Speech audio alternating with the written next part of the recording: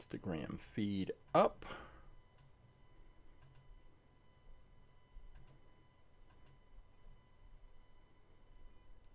And there we go. I am Coach James. I'm the creator of and lead instructor for All About Aerodynamics, which is a science program that uses Hot Wheels cars to teach kindergarten through 6th grade students about a range of science and physics-related topics, including, but not limited to, friction, force, aerodynamics, drag, lift, Isaac Newton and his 3 laws of motion, kinetic energy, potential energy, elastic energy, elastic force, just a range of topics. After we've gone through all the science and conducted experiments to drive home those concepts, then and only then do I bring in about 400 different Hot Wheels cars, and each student has the opportunity to select a Hot Wheels car they think would be fastest in a series of races based on everything they've learned in the course. And once they have selected their cars, they take a picture of their car, they take a video of their car, they weigh the car, they check the speed of the car, they check the year the car was manufactured, the materials the car is made from. And after they've observed all that information, collected it in a spreadsheet, there's nothing left to do but set up a 1/64th scale quarter-mile drag strip and race the cars. The students race their cars, and we have a little tournament, and they observe how their cars perform. Did their cars perform up to or below their expectations? And if they had the choice, would they select that same car again, or would they make a different choice based on everything they've observed? In the end, we have fun with Hot Wheels cars, and we learn science. What could be better? If you would like more information about our science program, All About Aerodynamics, all you have to do is go to the website. If you're watching on Twitch or YouTube, you're going to see more information over on this side of the screen. You can go to our website, aerodynamics.com, and all the information you need is there. Or you can follow us on Instagram at aerodynamics, and all the information you need to contact me is in the bio, and we can discuss how to bring our program to your school or your organization or your special event. But this is not all about aerodynamics. This is all about aerodynamics presents Wind Tunnel Wednesday. So what is Wind Tunnel Wednesday? Well, we have the FunTech Labs Windsible, which is a 1/64th scale wind tunnel. And every week, we take Hot Wheels cars, we put them into the wind tunnel, we turn it on, we see how the air flows over, under, and around these cars, and we're able to kind of make determinations about the car and how much drag will impact the car when it races on our track. Well, when does it race on our track?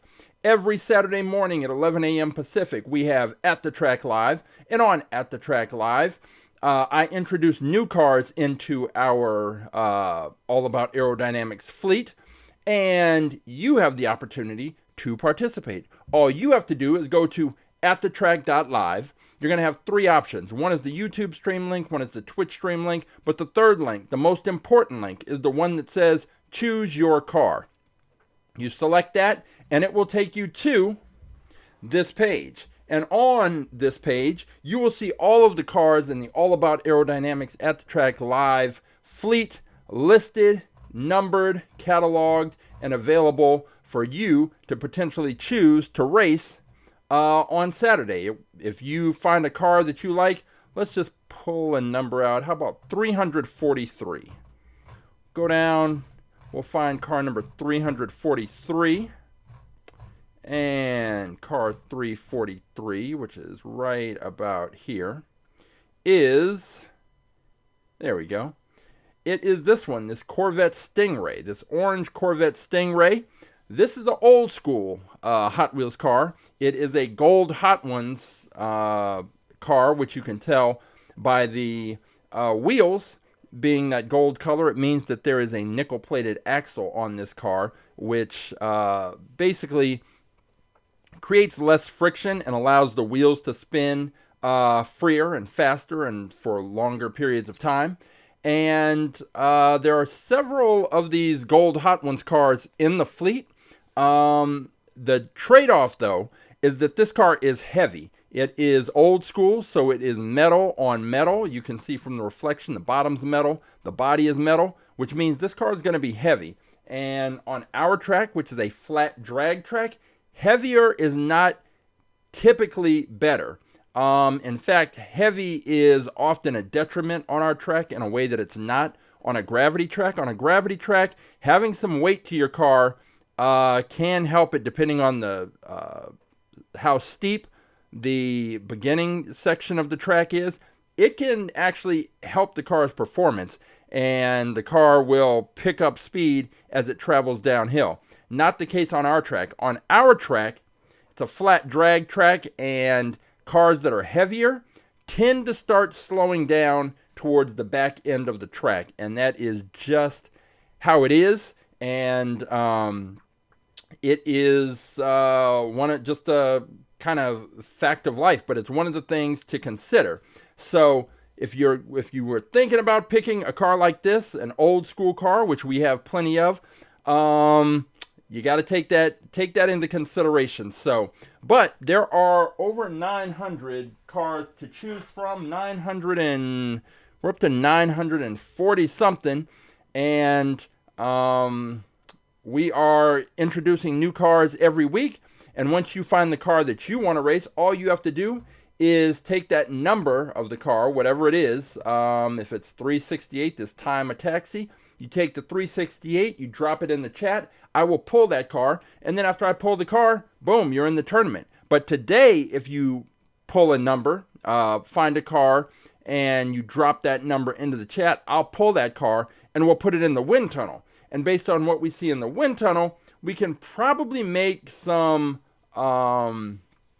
pretty solid guesses about how much drag is going to impact the car on the track and the kind of performance we're going to see from the track or from the car. So scroll through, go to AtTheTrack.live, choose your car option, and then you can see all of the cars. Now, hey, never ending. Let's see.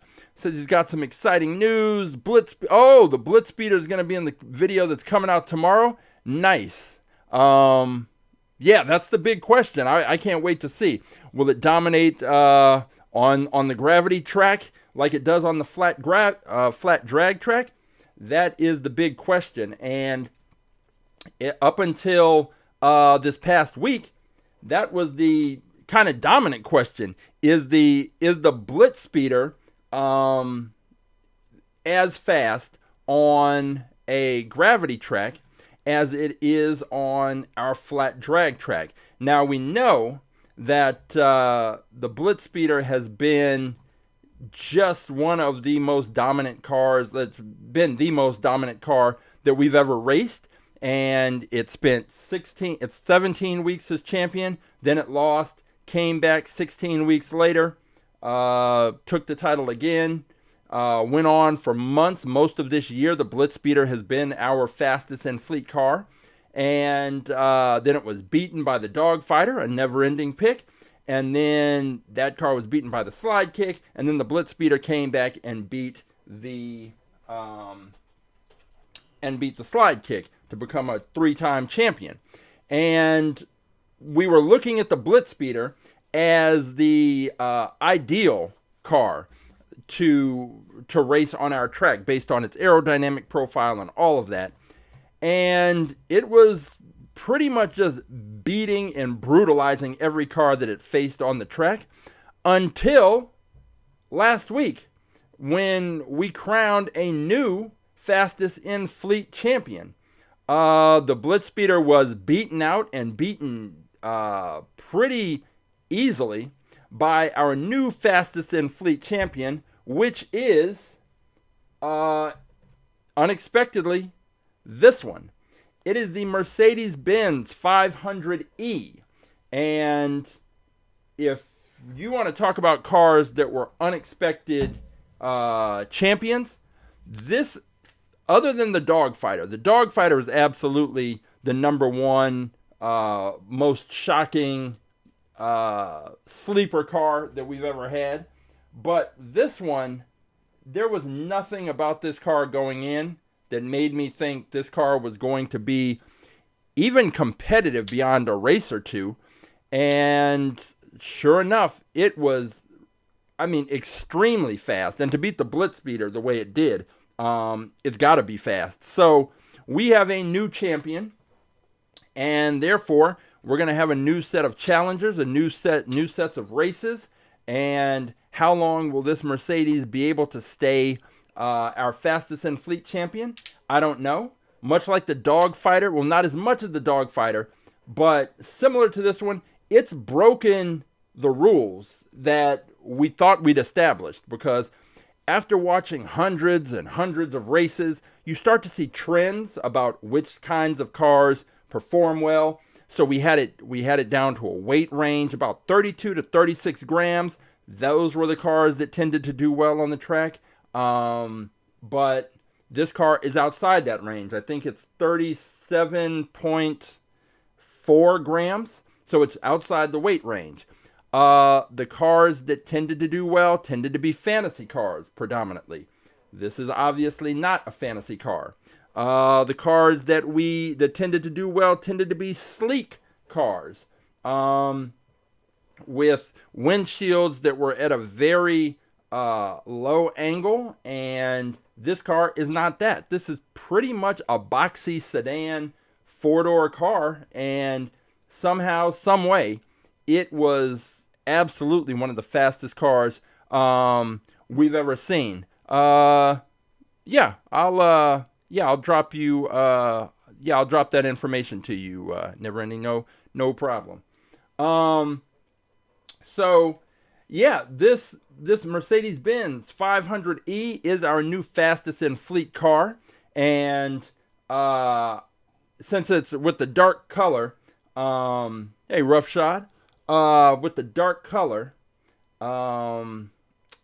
I usually change the background. I had a silver background, but I figured this car is the new gold standard, so switched up the background, and it's bathed in gold. It's a dark green, like a metallic green color, but because it's the fastest in fleet car, it is going to be the first car into the wind tunnel, and I think I know what we're going to see, but that doesn't help explain why it performed as well as it did on the track. But it just shows that we make our observations, we run the experiment, and the results of the experiment are what they are. So we'll see if it can hold up this Saturday against a whole new group of challengers. But let's see what it looks like in the wind tunnel, and we'll see. Hey Virgo, I was out. I had to get some work done on my car earlier, and there was a Marshall's nearby. So I was thinking, like, well, I know Roughshod goes into like the Rosses and those places, and they'll have toy sections and sometimes have some good things on discount. You can find a little something. And turns out I found this Bugatti that it's like 1/14 scale, but so I'm not going to use it to race, but I do have a whole lesson about scale sizes. So I have the 1/64 scale, which is the Hot Wheels version. Then I have a 1/18 scale, which is bigger, and this one's 1/14, so just a little smaller. So it worked out. I actually found something in there to help with the lesson, so I might have to stop in there every once in a while and see what's going on. But like I said before, usually I'll watch Roughshod's videos, and then that's how I get the ideas about what to look for in the stores. What's out there that I should be looking for. And hey Caitlin, this car won on Saturday. This is our new fastest in fleet car. Somehow, some way, this Mercedes-Benz 500E is the car. And as the air flows in, I do have to make some modifications to the nozzle, to the smoke nozzle, because I see why it's allowing air to or smoke to leak in, and we get these sort of murky trails.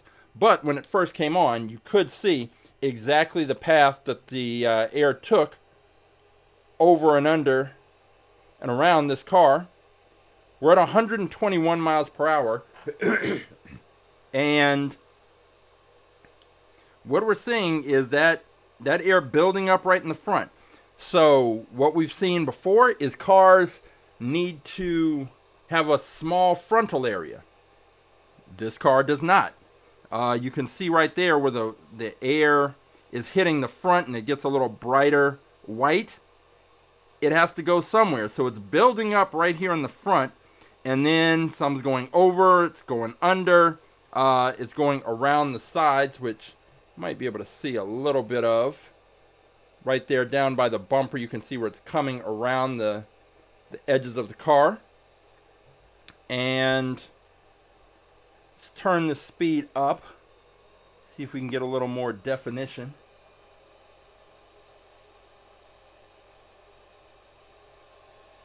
And we're up to 161 miles per hour. And I mean, what we're seeing is the air is coming up after it hits this grill, comes up over the hood, hits the windshield.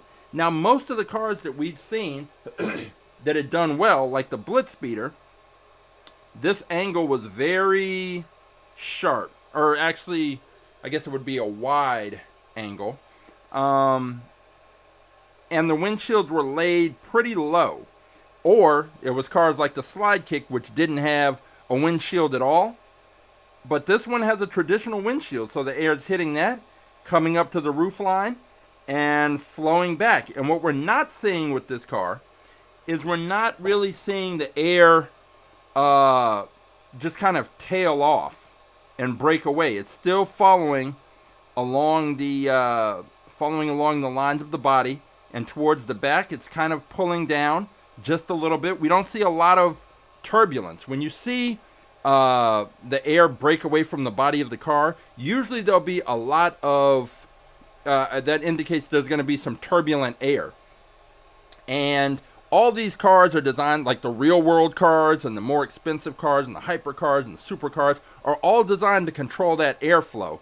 There are pockets to bring the air behind the wheels and over the wheels, and then to keep it attached to the side of the car and flow along the sides of the car. There are little openings. There are just different, especially when we get to some of the more exotic cars, you'll just see wings and canards and dive planes and everything designed to control that airflow. And usually when we have a traditional car, right around this area, we start to see the air just kind of break off, and it creates this big area of low pressure in the back and turbulent air. We don't really see that with this car. So let me go ahead and turn this up to 174 miles per hour. And this car really is just kind of breaking the rules for what we had seen and what previously the types of cars that did well. So I wasn't expecting it. It was just a car that we ended up introducing into the fleet, and it's a car that no one, if it was just in the fleet already, let's say it was number 212, nobody would probably pick it because there's no reason to expect that it's that fast. But it is, and I haven't modified it. I haven't done anything to it. It came in an 8-pack of cars, so it's not like it's a special premium edition.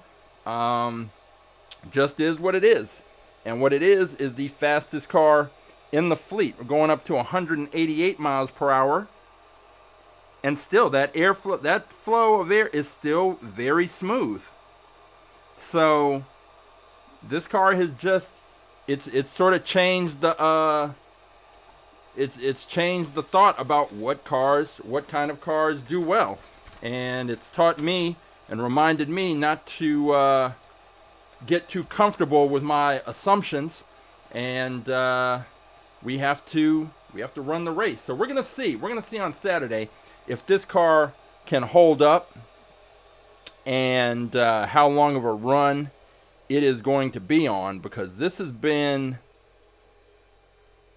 pretty interesting. I mean, it was dominant, and you could tell in the first few races that there is a memory foam barrier at the end of the track. So the track's about just over 20 feet long. And so the cars race down, and then they hit that memory foam barrier. And once they hit that barrier, they'll bounce back.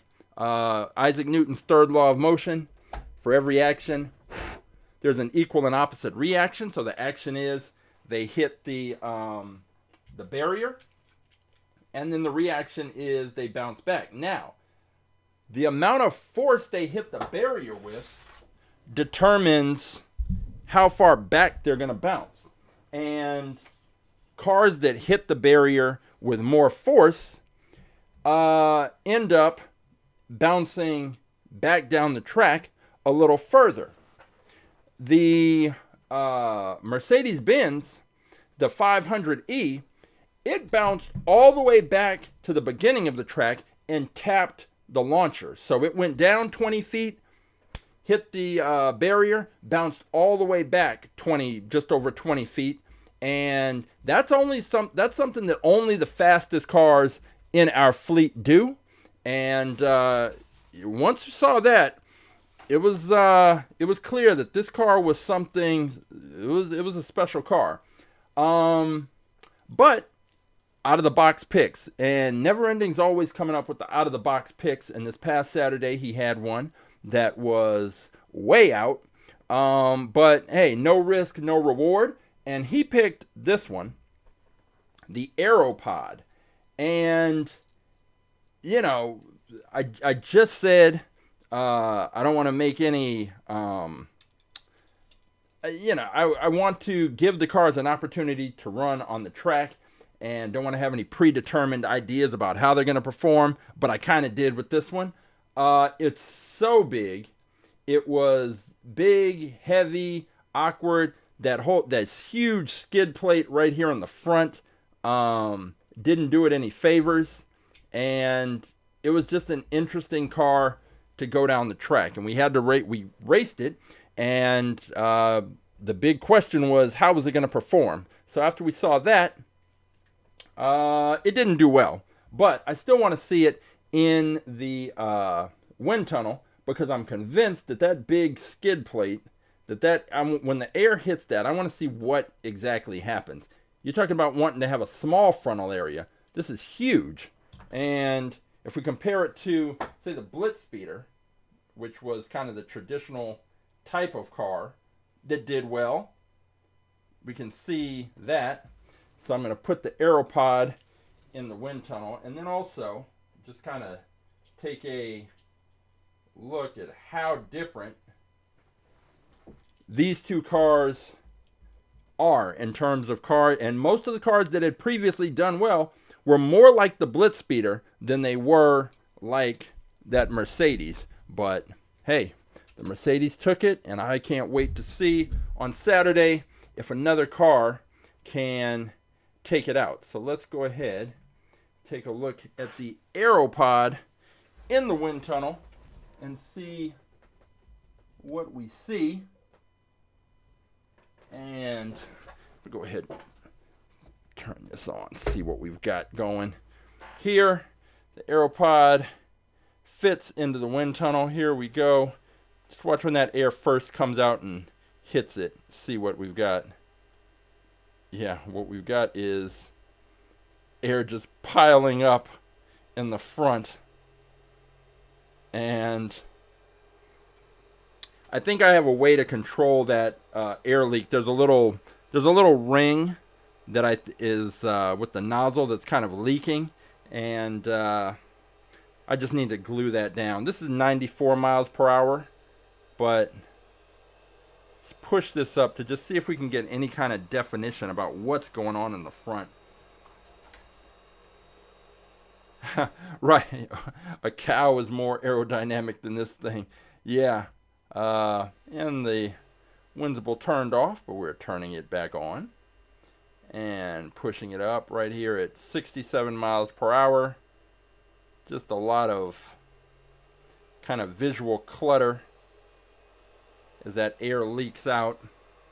I mean, this thing really didn't stand a chance. If you look here, something we've never seen is that that skid plate at the front.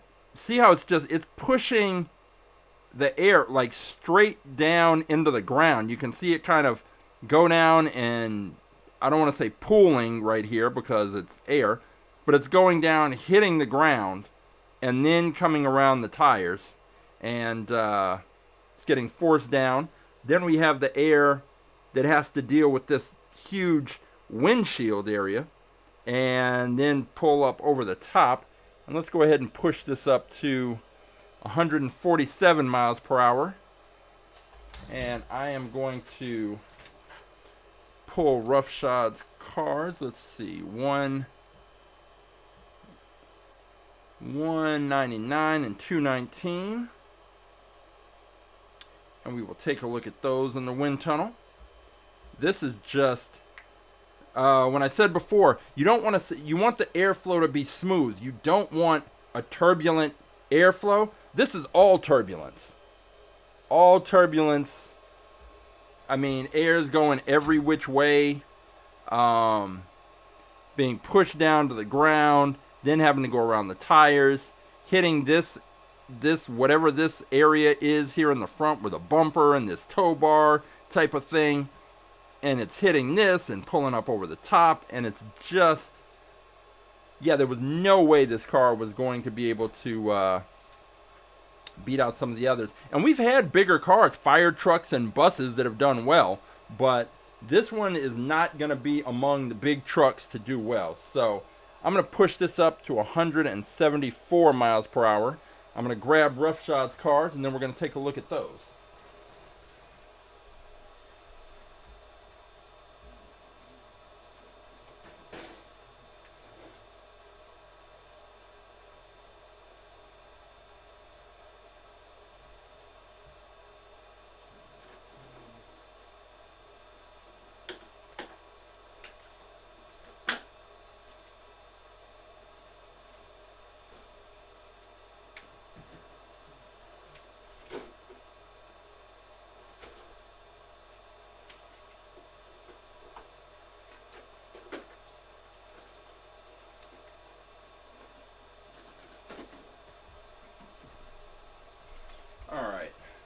Let's see, let's turn this down with the Aero Pod. The Aero Pod, I don't know if, I mean, I'm certain it's never been picked before, but there is a reason for that. However, I did come up with an idea a few months ago that to have the students actually try and pick, instead of trying to pick the fastest car, try and pick the slowest car. And the way that would work is they already have all of the information about aerodynamics, and they would use that same set of information to now choose the slowest car. So they're now, since they know the kind of factors that make a car fast, find a car with those opposite attributes, pick that car, and then the slowest car will win.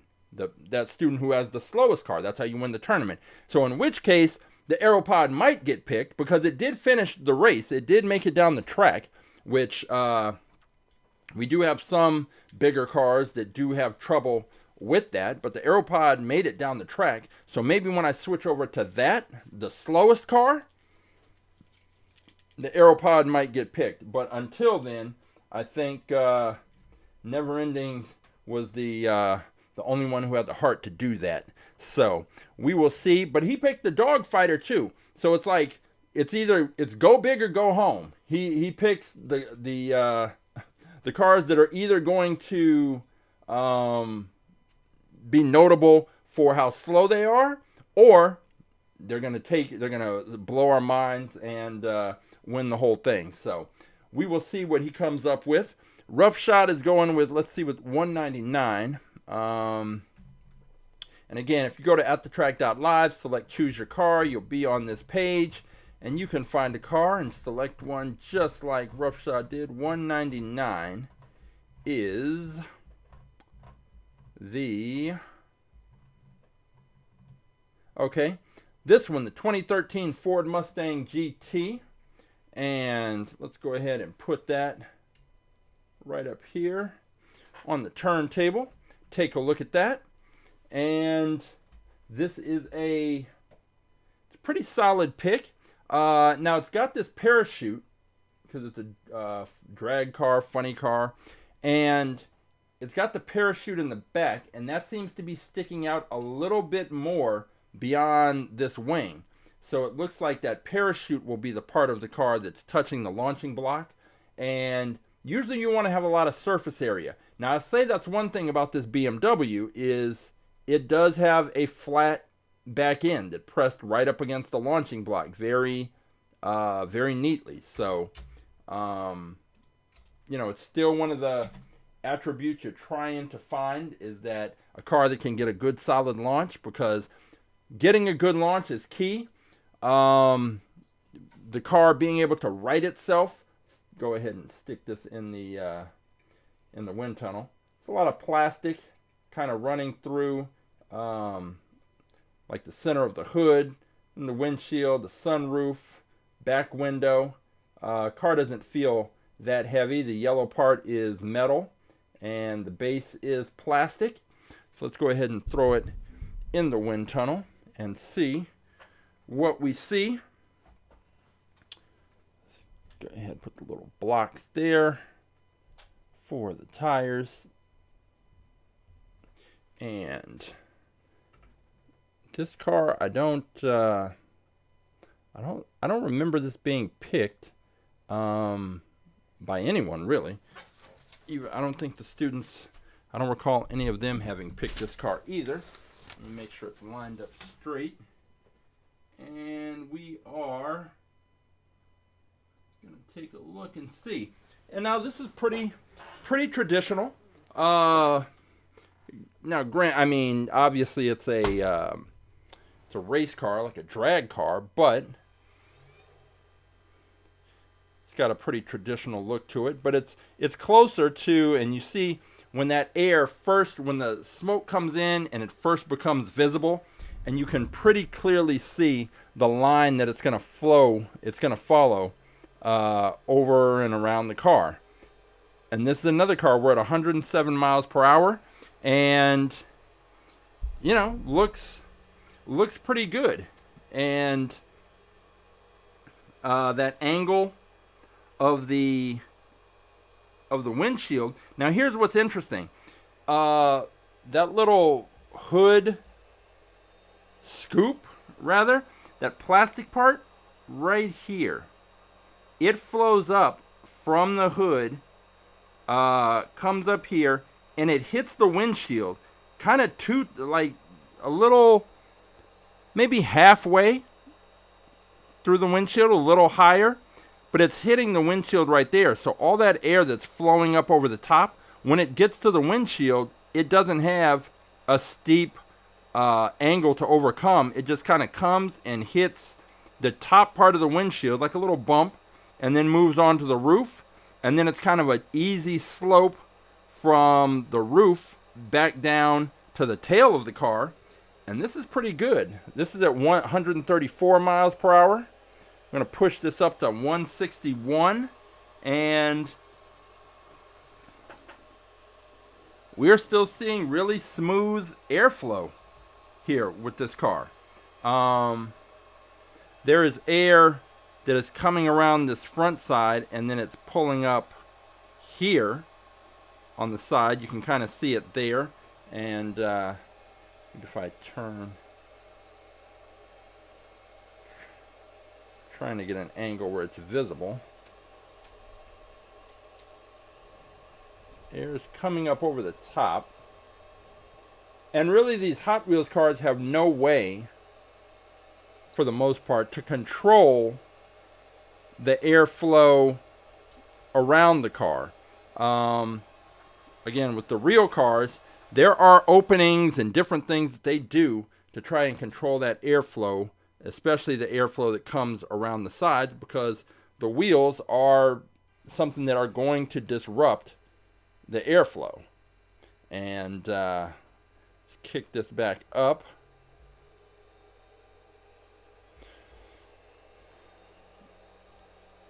Up to 147 miles per hour.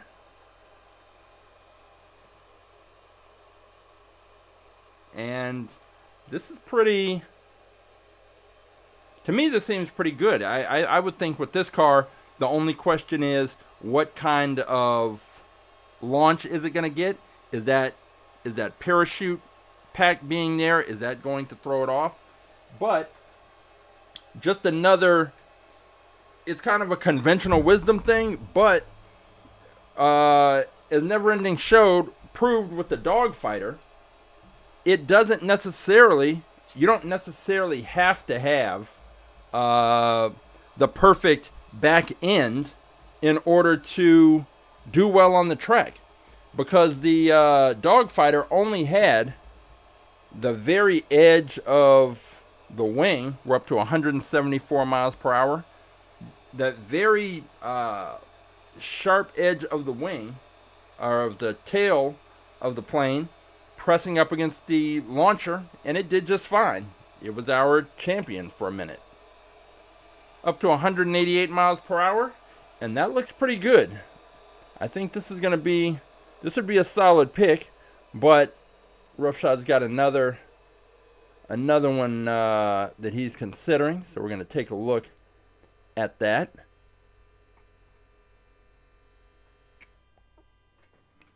Not a bad car, this Mustang. And as we found out, if Mustangs are your thing, we've got plenty of them. And you can kind of see here, now that this is open, right there, that the air is hitting and this sort of hood scoop thing comes up, and then it connects with the windshield right there. So about 2/3 of the way up. So then once the air hits the windshield, it only has to go over this little part.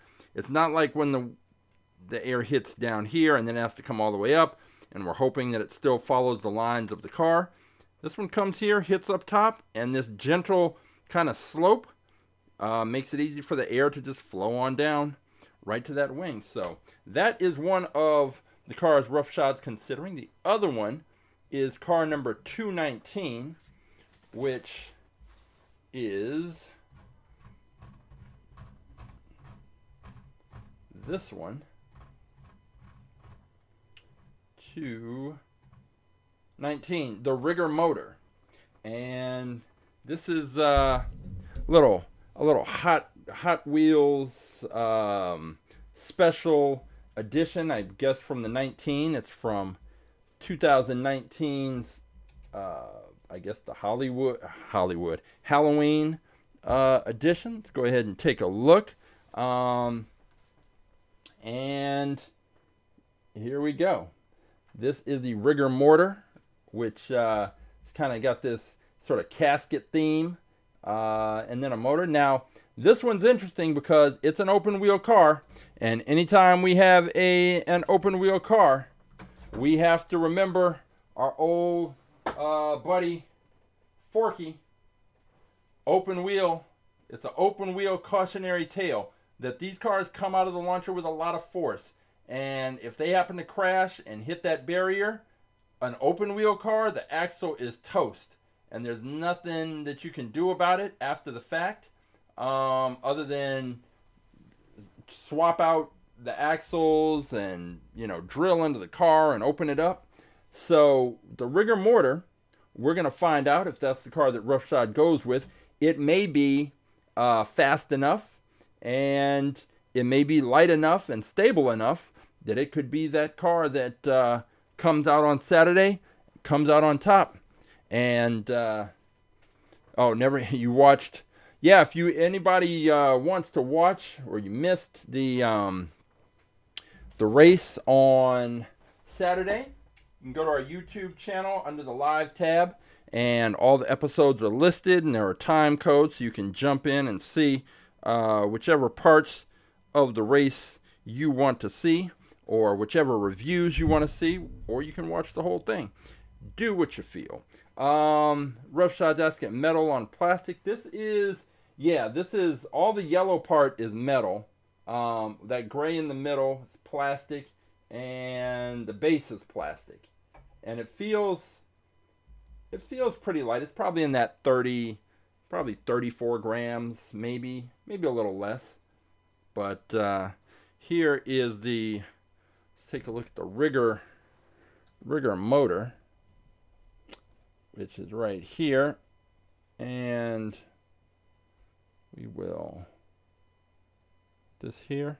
I think that old TV show, The Munsters, I think they had a car that was some kind of hot rod hearse thing, or maybe I'm thinking of a different show, but I definitely remember one of those old TV shows had somebody definitely had a casket car. Maybe the grandfather had one that he was racing. I don't remember, but someone's had one. Anyway, we've got this one, the Rigor Motor. It is oh, that's the thing. So I have been, even if Roughshod doesn't pick this car, I will set it aside because I've been looking for cars to race for our Halloween edition, which would be on, technically it'll be on the day after Halloween, but whatever. All right, let's go ahead and fire this up. I think a casket car that has a jack-o'-lantern right on the front clearly needs to be in there with the Halloween themed cars. So I'm going to push this up. We've got it at 80 miles per hour. And this is one of those cars where I'm not sure how much we're going to be able to learn based on what we see in the wind tunnel, because it's got this open area here in front of the engine, and then the engine just pops up, and it's not all that wide, but we're up to 147 miles per hour. You can see the air is pretty much, because the front is so open, the air is just going behind the wheel and coming out and leaking this way where it's hitting the engine. You see some of it kind of pouring down here. And I'm try and change this angle, see if that helps. See if you can just kind of see the air, especially beneath, just pulling out from underneath and kind of flowing out and then up this way.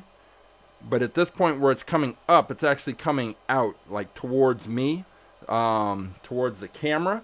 So this is not necessarily the one. Let's see. Let's go up to 174 miles per hour. And there's just a lot of turbulent, just sort of chaotic air that's not flowing along the body of the car. But the body of the car is a pretty strange and unique setup, so kind of have to take it with a grain of salt. Yeah, this is pretty much where we're at right here. I don't know how much more there is to learn from what's happening with this one. Again, the air is just spilling out all around the edges. And you can see it there kind of flowing back over the rear driver's side tire.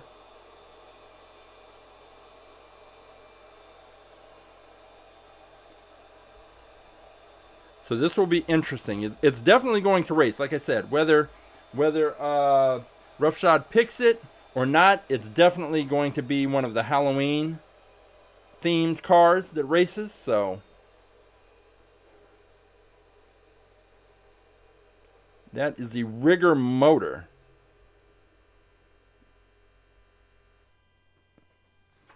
And I don't think that this is another one that I don't think anyone's ever picked this. You can see here it's got the little jack-o'-lantern theme, and I presume that the 19 is from 2019. So the car's not that old.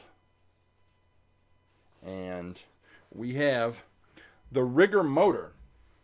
So we've got the Rigor Motor. And what's the other one he's considering? That Mustang. Okay, he called it. He is going with the Mustang for this Saturday. And we are going to find out if that Mustang can beat out some of the newer cars and that are introduced. And then ultimately somebody's going to have to try and take out that Mercedes. But that thing was so fast. If you didn't watch the races, go check it out on YouTube, and you can see this thing didn't have any trouble with the blitz speeder at all. I think it beat it 2 races in a row. And I was testing out something else on the track, and I took the Mercedes, it was still out there, and raced it against some other cars, and it was just blowing those cars away. Like, none of the cars were even close.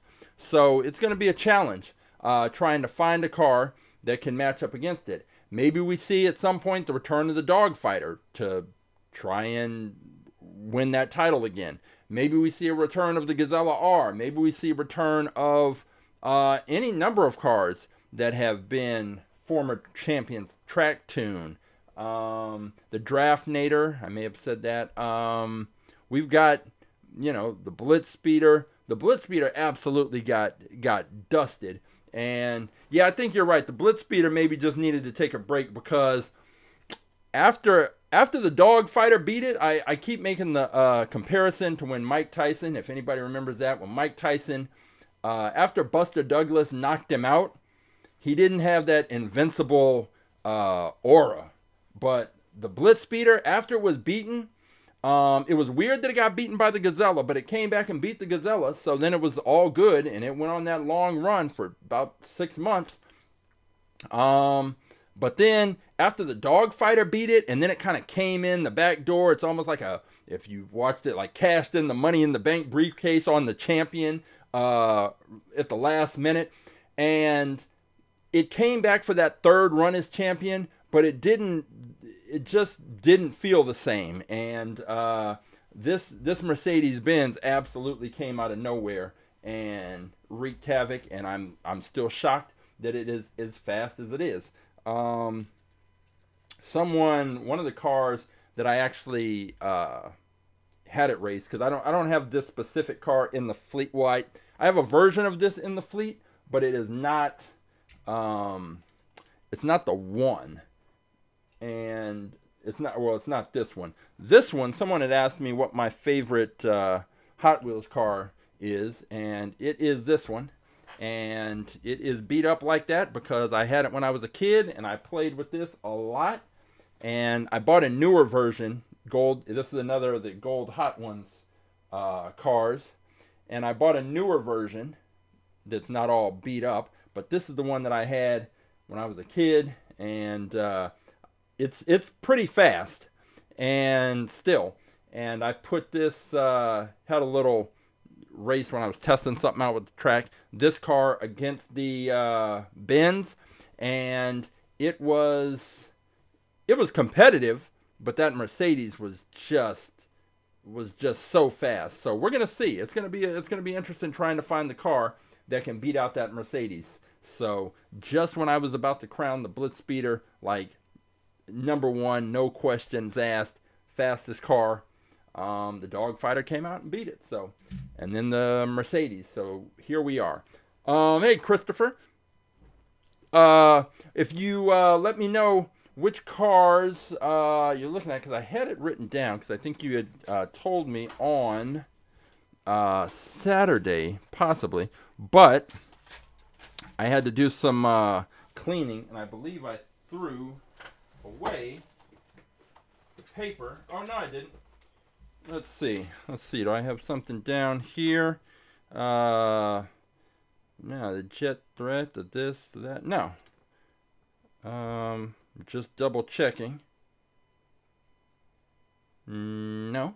So, if you have a car you want to see in the wind tunnel, let me know what the number is. We've got a few more minutes left, about 10 more minutes, and I can get it in, and you can take a look. But we've had some pretty interesting races. Did you put my case in? No, because I don't have, I don't believe I have. Oh, you know what? Well, no. Was yours, actually, I do have it here. Okay, so the Turbo Rooster, and then that Gordon Murray car, correct? I think those are it. So here's what I'm going to do. I'm going to put this old school car in the wind tunnel, see what that looks like. Then I'm going to go grab yours, throw those in there, and that's how we will wrap things up. But let's put the old school, I can't remember the name of this car. That's the funny part. It's my favorite car, but it's like some of these old Hot Wheels cars don't have the name printed, stamped on the bottom. And so I think it's like the Torino Stocker. I'm pretty sure that's what it is, but I don't know. I don't remember offhand. So here we go. I'm going to put this in here. Then I'm going to go grab Christopher's cars. Throw those in there. He can make his choice, and we will be good. Let's just jump straight to 107 miles per hour. I'm going to go grab Christopher's cars.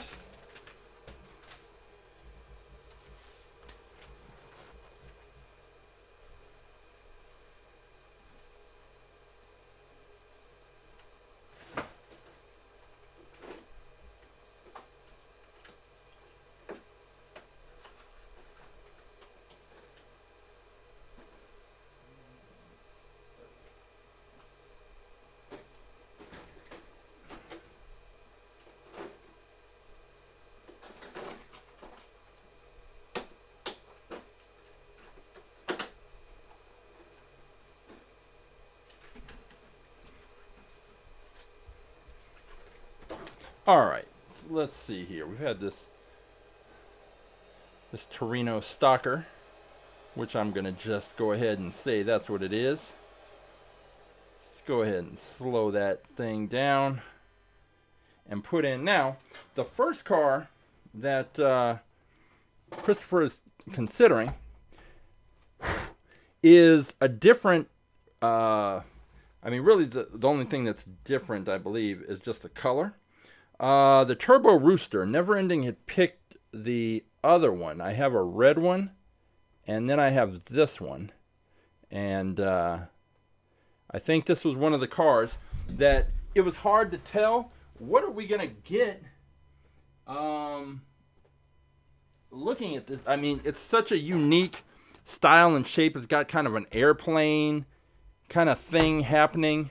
But let's go ahead and get that on. I didn't compare this to the other version that that previously raced to see if there were any actual differences with the cars other than just the color.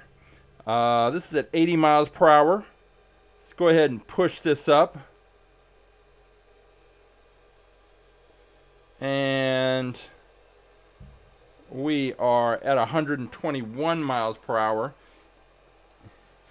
And when we were talking about the kind of turbulent air, we see a lot of that all around here. Like all of this. Now some of this smoke is not getting filtered out, but if we're looking at it just where it's coming off the car, there's a lot going on. Okay, we're up to 161 miles per hour. And then I'll take this up. So you can see how odd and strange how those wings kind of come up, and they really funnel the air right down that channel in the middle.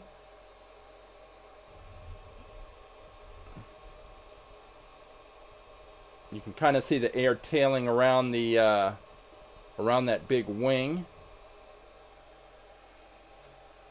We bring this down.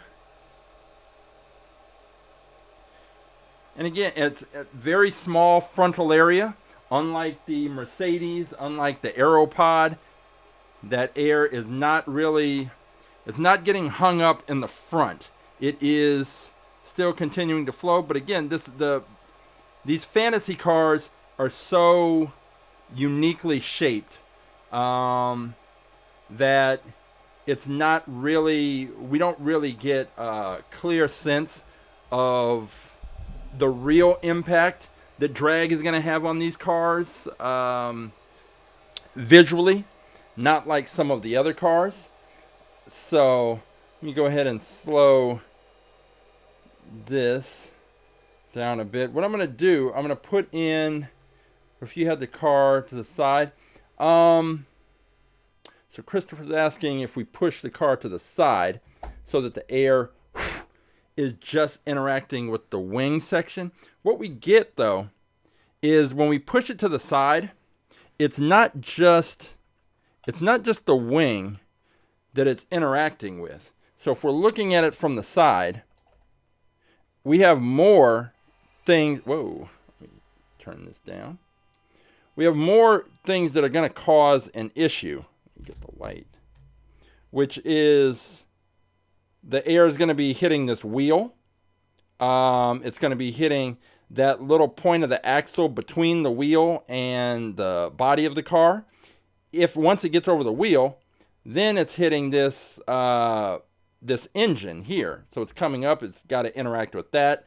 And that's already going to disrupt the airflow. So we're not really getting a clear, just sort of look at what happens when the air strikes this wing. So this is really, it's one of the cars, it's the kind of car that ultimately we just have to race. And we did race it, the other version, the red version, which I don't remember if there's any difference in the wheels or if it's just a matter of the color being different. This is the other car that he's considering, more of a traditional hypercar. It's got that same kind of vibe, look, feel as the Blitz Speeder. Only, I mean, to an extent. But what I mean is the smaller frontal area, that kind of sloped nose. And you can see already what's happening with the air. Like when it first becomes visible, it is stacking up a little bit at the front, like a little bit more than probably would have expected. Pushing this up to 107 miles per hour. And checking things out there. And yeah, we can really kind of see. Let's go push this up. Pushing this up to 134 miles per hour. And the air is not really, it's not really following the lines of the body in the way that you would expect. It's coming up here, and then right about here, it's starting to kind of tail off. Just right in this area. And that is a little interesting there. Let's go ahead and push this up. Push the speed up to 161 miles per hour and see what we get. Yeah, we do. We have the, so Chris is saying that there's another car. This is the Gordon Murray T50 S. And there is another car that we have in the fleet, number 808, the Gordon Murray Automotive T33. This is the one, let's see, 161, pushing it up to 174 miles per hour. Taking a look here and seeing what we see. I don't know, this car doesn't have it doesn't have the same kind of aerodynamic profile as some of those other cars that we've seen, like the other kind of supercars, hypercars. That air is hitting right here, and right about here, it just tails off. And that's going to create more turbulent air, lower pressure versus the high pressure at the front. It's going to create this pressure drag that is going to work against the forward momentum of this car. But we're going to find out if this is the car that ultimately, we're at 188 miles per hour, that Christopher decides to go with, because This is kind of a more traditional pick. In terms of our track, this is a safer pick. The Turbo Rooster it's a wild car. Wild looking car. I know that it just raced recently. I don't remember exactly how it performed, but that's what we're looking at. We are looking at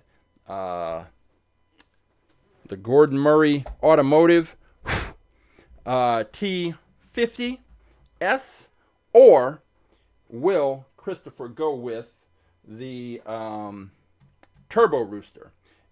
And it looks like he has decided to go in on the Gordon Murray. The T50S is going to be hitting the track. So on Saturday, we already have 2 cars so far lined up. We have the this Mustang 2013 Ford Mustang GT, that drag car. And we have this one, this Gordon Murray T50S. So we've got that going. And we are going to find out which of these cars is going to be the one that is going to challenge the Mercedes-Benz 500E, our new fastest in fleet car. And that is what we've got going on Saturday, 11 a.m. Pacific, live on YouTube and Twitch. If you want to see how the Mercedes came to become our champion, that episode is listed on our channel under the Live tab. You can check that out. And you can see how it beat out the Blitzbeater. And if you want to see what the Blitzbeater can do, you've seen for months what it did on our track, flat drag track. If you want to see what the Blitzbeater can do on a gravity track, Neverending said that on his channel he is about to drop the video tomorrow. It's Hot Wheels Racing Simulator. And if you're not following him, you should be, especially if you like Hot Wheels racing, because I keep saying this, but the presentation is pretty incredible. And he's gonna drop a race with the Blitzbeater tomorrow, I think he said. And I'm gonna check it out. I can't wait to see how that car does, because there's different things you want to consider when picking a car for a gravity track race or a flat drag race. So we are going to see if we can beat the Benz. Can anybody beat the Benz on Saturday? I don't know. We are going to have fun trying, though. So for Wind Tunnel Wednesday, I am Coach James, and for All About Aerodynamics, I'm also Coach James. And for AtTheTrack.live, same person, Coach James. And until Saturday at 11 a.m. Pacific, I will see you at the races.